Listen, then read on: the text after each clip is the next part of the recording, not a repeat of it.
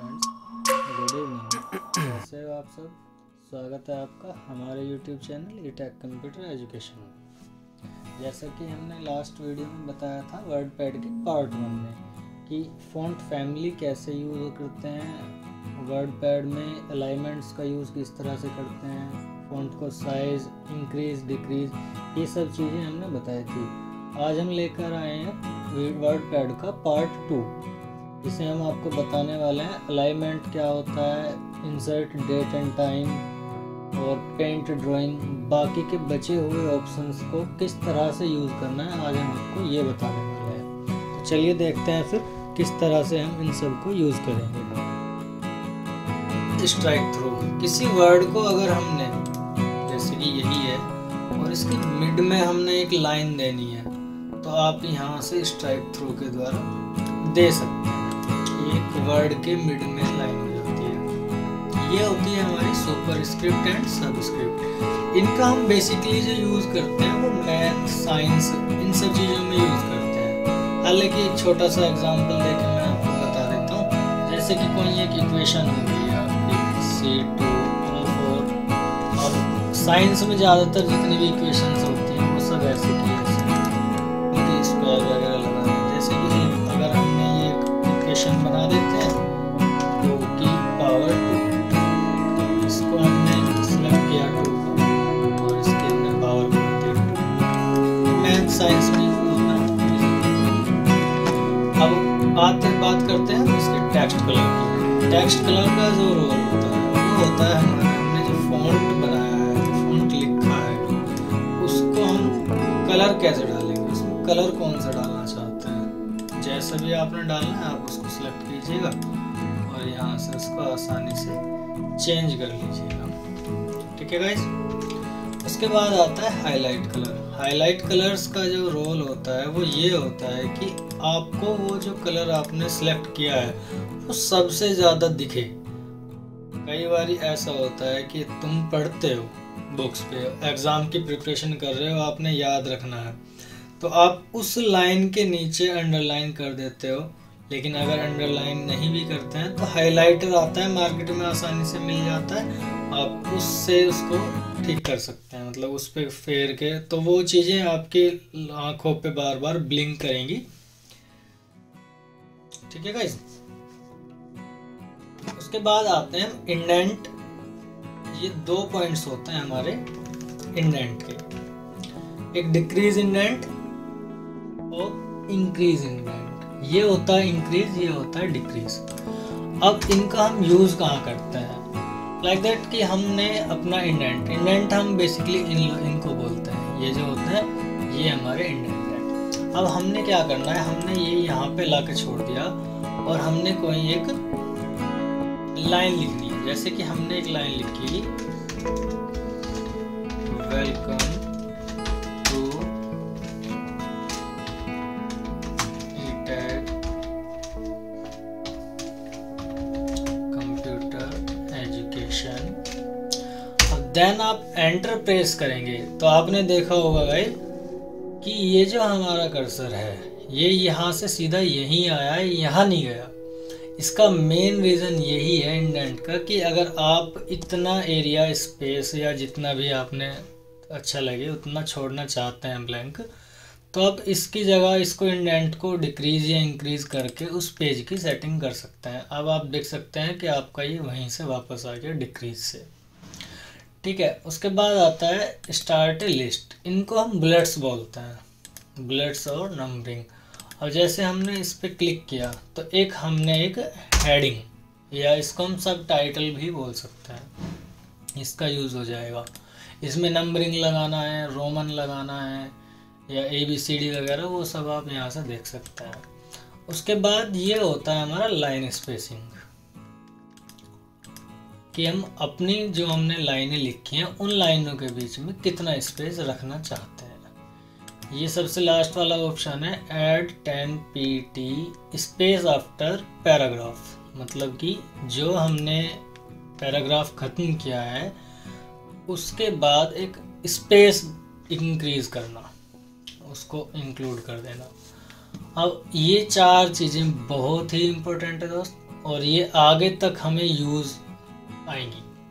तो हमने क्या करना है, इनको बोलते हैं हम अलाइनमेंट। ये पूरा का पूरा एक मेन्यू पैराग्राफ से है, लेकिन ये सारी चीज़ें पैराग्राफ में आती हैं, और इन चार को बोलते हैं अलाइनमेंट, और सिंगल को बोलेंगे अलाइनमेंट।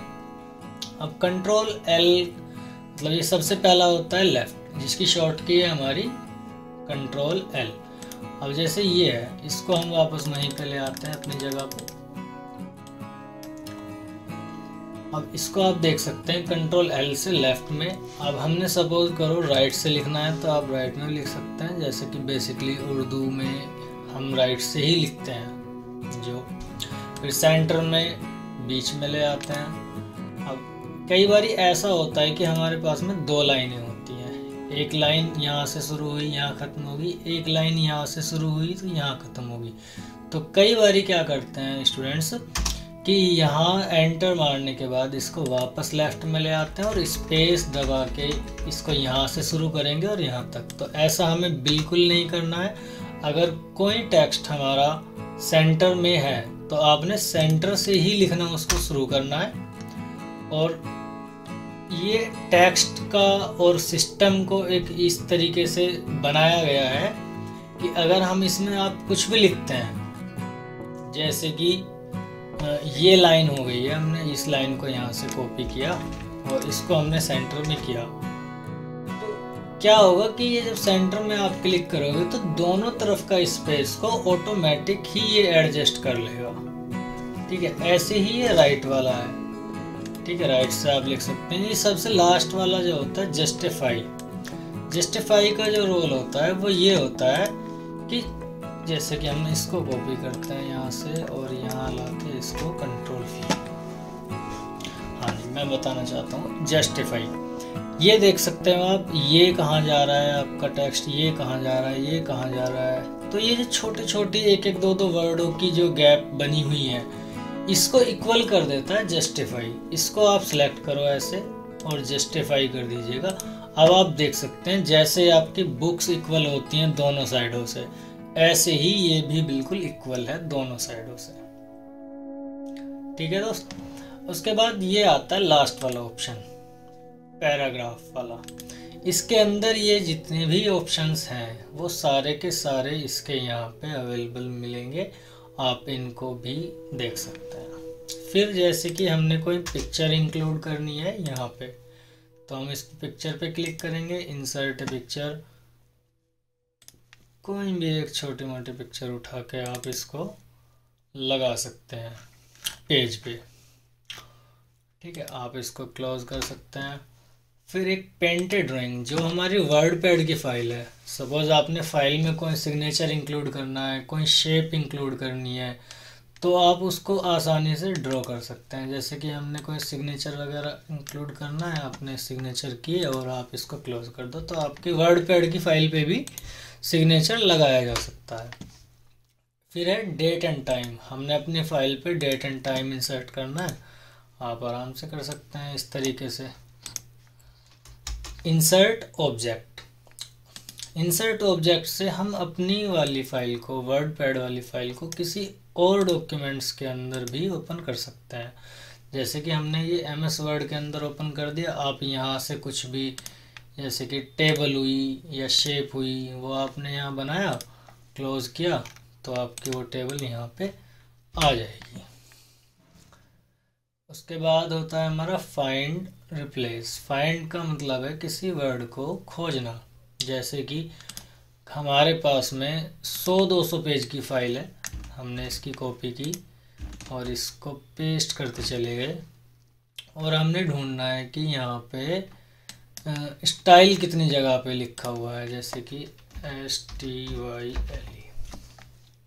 फाइंड नेक्स्ट, आप नेक्स्ट करते जाइएगा, जहाँ जहाँ स्टाइल होगा वहाँ वहाँ आपको शो हो जाएगा। एक और चीज़, match whole word only, match find next. मतलब कई बार वर्ड कंप्लीट नहीं होता और आपने सिर्फ इतना ही सर्च करना है, ये सारी चीज़ें इसमें इंक्लूड होती हैं। अब रिप्लेस, रिप्लेस जैसे कि आपने STYLE, स्टाइल को हमने चेंज करना है लुक्स में। आप इसको एक करोगे तो एक जगह रिप्लेस हो जाएगा जो आपने सेलेक्ट किया। अगर आप इसको रिप्लेस ऑल कर दोगे,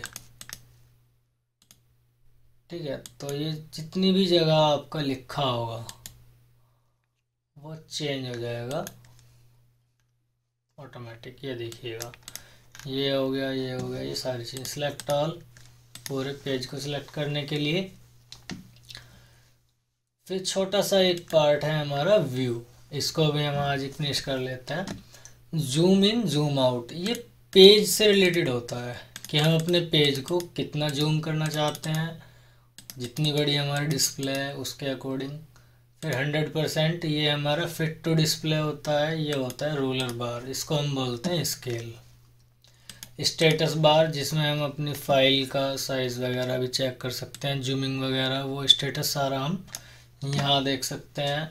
फिर आता है वर्ड रैप, इसको हम विंडो के अकॉर्डिंग या फिर रूलर के अकॉर्डिंग रखना चाहते हैं। और ये होती है हमारी मेजरमेंट यूनिट, हम अपने स्केल को सेंटीमीटर में, पॉइंट्स में या इंचेस में रखना चाहते हैं, वो आपके ऊपर डिपेंड करता है। ठीक है, तो आज के लिए बस इतना ही काफ़ी। Thank you.